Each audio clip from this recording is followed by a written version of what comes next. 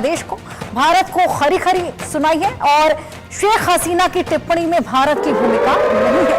शेख हसीना का यूनूस सरकार पर यह बयान निजी है और ऐसे में भारत के खिलाफ नकारात्मक बयान दे रहा है बांग्लादेश। यूनूस सरकार का हसीना पर झूठी टिप्पणी करने का भी आरोप है। भारत से हसीना की मनगढ़ंत टिप्पणी सामने आई है, उसको रोकने को कहा था। शेख हसीना ने यूनूस सरकार पर यह टिप्पणी की थी और आपको बताया असंवैधानिक तरीके से सत्ता हथियाने का आरोप लगाया गया। हसीना ने समर्थकों को ऑनलाइन संबोधित किया था और यूनूस सरकार के खिलाफ खड़े होने का आह्वान किया। चरमपंथियों ने शेख मुजीबुर रहमान का घर फूंका था। तस्वीरें हमने आपको लगातार दिखाई थी। हसीना के भाषण के बाद भी बांग्लादेश में हिंसा लगातार जारी है और उसी बीच बांग्लादेश को भारत ने खरी खोटी सुनाई है, ये खरी खरी जवाब दिया है। शेख हसीना ने यूनूस सरकार पर जो टिप्पणी की थी उसके बाद भारत ने हसीना पर जो यूनूस पर भड़के थे उसका करारा जवाब यहां पर दिया है। हसीना ने समर्थकों को ऑनलाइन संबोधित किया था और ऐसे में यूनूस सरकार के खिलाफ खड़े होने का आह्वान किया था। तो यूनूस सरकार का हसीना पर झूठी टिप्पणी का आरोप था, जिसके बाद बांग्लादेश को भारत की खरी खरी सामने आई है। शेख हसीना ने यूनूस सरकार पर यह टिप्पणी की थी। असंवैधानिक तरीके से सत्ता कब्जाने का आरोप उन पर मढ़ा गया था और हसीना ने समर्थकों को ऑनलाइन संबोधित भी किया था। तमाम तस्वीरें हिंसा की हमने आपको लगातार दिखाई है। किस तरीके से जो छात्र हैं, जो उपद्रवी हैं, वहां पर लगातार उपद्रव मचा रहे हैं और यहां तक कि जो आम जनता है वो भी इसका शिकार होने लगी है। आम जनता पर भी उनका ये आक्रोश देखने को मिल रहा है और उसी बीच असंवैधानिक तरीके से सत्ता कब्जाने का आरोप यहां पर बांग्लादेश की सरकार पर लगा है। हसीना के समर्थकों को ऑनलाइन उन्होंने संबोधित किया है, उनसे बातचीत की है। यूनूस सरकार के खिलाफ खड़े होने का आह्वान यहां पर करती नजर आई है शेख हसीना। शेख हसीना अपने समर्थकों से कहती हैं कि यूनूस सरकार ये जिस तरीके का इल्जाम मुझ पर गढ़ रही है, जिस तरीके से ये उपद्रव देखने को मिल रहा है, जो मेरे खिलाफ ये आक्रोश है, इसके लिए मैं आपसे आह्वान करती हूं कि आप मेरे साथ खड़े हुई हैं और इसके खिलाफ आवाज उठाइए। हसीना ने समर्थकों को ऑनलाइन ये पूरा संबोधन किया है, जिसमें वो यूनूस सरकार के खिलाफ खड़े होने का आह्वान यहां पर करती हुई नजर आई है। तो लगातार हिंसा की तस्वीरें बांग्लादेश से हम देख रहे हैं सामने आ रही हैं। शेख मुजीबुर रहमान, उनके घर को जिसको म्यूजियम में तब्दील किया गया था, उसको किस तरीके से आग के हवाले किया गया, तोड़फोड़ की गई थी, उसकी तस्वीरें आपकी टीवी स्क्रीन पर हमने पहले भी आपको कई बार दिखाई है। और अब इसी बीच हसीना यहां पर अपने समर्थकों से आह्वान करती है कि यूनूस सरकार के खिलाफ खड़े होइए और आवाज उठाइए। रैनिक दत्ता हमारे साथ जुड़े हैं। रैनिक, क्या कुछ जानकारी इसको लेकर, क्या कुछ हसीना बोलती हुई नजर आई है अपने समर्थकों को, और हम देख रहे हैं किस तरीके से हिंसा लगातार बढ़ती ही चली जा रही है, एस्केलेट होती जा रही है।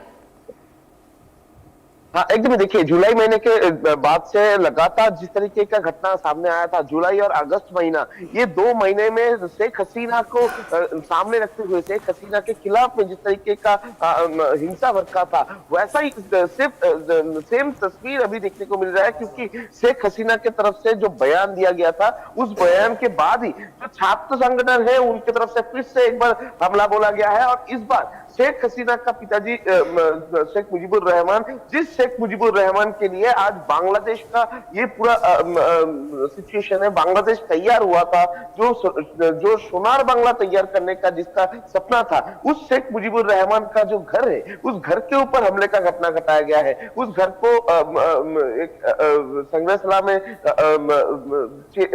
कन्वर्ट किया गया था। उस जगह में वो म्यूजियम के ऊपर भी हमले का घटना घटा है, जिस जगह में शेख मुजीबुर रहमान का सामान रखा गया है, जो 1971 वॉर में जो सामान को इस्तेमाल किया गया था, वो सामान रखा गया है। उस जगह में अभी हमले का घटना घटा है। और ये सब को देखने के बाद ही अभी शेख हसीना की तरफ से उनका जो समर्थक है, जो छात्र नेता है आवामी लीग का, उनके पास एक अपील रखा गया है कि सब लोग रास्ते में आए, सब लोग एक साथ होकर इसका विरोध करें। क्योंकि शेख हसीना एकदम स्पष्ट कर दिया है कि ये पूरा घटना के पीछे मोहम्मद यूनिस का प्रोवोकेशन है।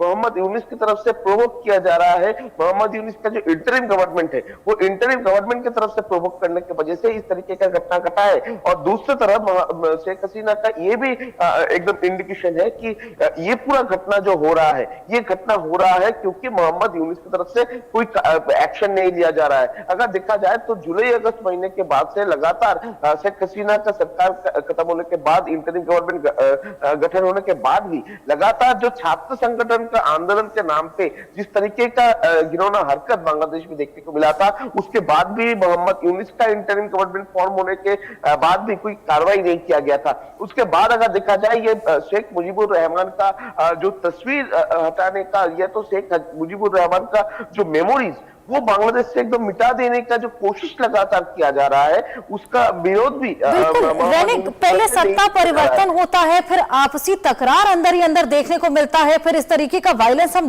लगातार देखने को मिल रहा है। ऐसे तो बिल्कुल बर्बादी की कगार पर है बांग्लादेश। हाँ, एकदम। देखिए, बांग्लादेश का अगर सिचुएशन बताया जाए तो एकदम वो बर्बादी का एकदम कतार में है, क्योंकि बांग्लादेश का सिचुएशन में अभी दिखाई देगा कि बांग्लादेश में जो पॉलिटिकल सिनेरियो, वो पॉलिटिकल सिनेरियो दो तरफ बांट चुके हैं। क्योंकि ये शेख मुजीबुर रहमान के घर के ऊपर हमले का घटना के बाद एक तस्वीर सामने आया था। एक तरफ मोहम्मद यूनिस चुप बैठे हैं, कोई कार्रवाई नहीं कर रहे हैं, मगर दूसरी तरफ बांग्लादेश नेशनलिस्ट पार्टी यानी बीएनपी, ये बीएनपी पार्टी की तरफ से इसका विरोध किया जा रहा है। बीएनपी पार्टी की तरफ से छात्र आंदोलन के नाम पे ये जो घटना घटाया जा रहा है, इसका निंदा किया जा रहा है। जो बीएनपी पार्टी कुछ दिन पहले भी मोहम्मद यूनिस के साथ खड़े हुए थे, वो बीएनपी पार्टी अभी पलट रहे हैं। बीएनपी पार्टी के अंदर में भी पलट हो रहा है। ठीक इसी सिचुएशन का फायदा उठाते हुए अभी आवामी लीग जो है वो भी रास्ते में आने के लिए तैयार है और प्रोटेस्ट में उतरने के लिए तैयार है। 10 फरवरी यानी कल बांग्लादेश का पूरा जो ढाका शहर से एक रैली निकलेगा, जिस रैली निकला जाएगा आवामी लीग का छात्र संगठन की तरफ से। छात्र संगठन की तरफ से ये प्रोटेस्ट क्यों होगा? ये प्रोटेस्ट इसी वजह से होगा क्योंकि वो लोग बांग्लादेश को सुरक्षित रखना चाह रहे हैं, बांग्लादेश को अखंडित रखना चाह रहे हैं। दूसरी तरफ अगर देखा जाए तो बांग्लादेश बिल्कुल रैनिक, हम देख पा रहे हैं कि शेख हसीना तो बेशक खुलकर सामने आ रही है, लेकिन यूनुस की ये चुप्पी कहीं ना कहीं बांग्लादेश को इस सिचुएशन में लेकर आ रही है। बहुत शुक्रिया आपका तमाम जानकारी के लिए। चलिए आगे बढ़ेंगे, बात करेंगे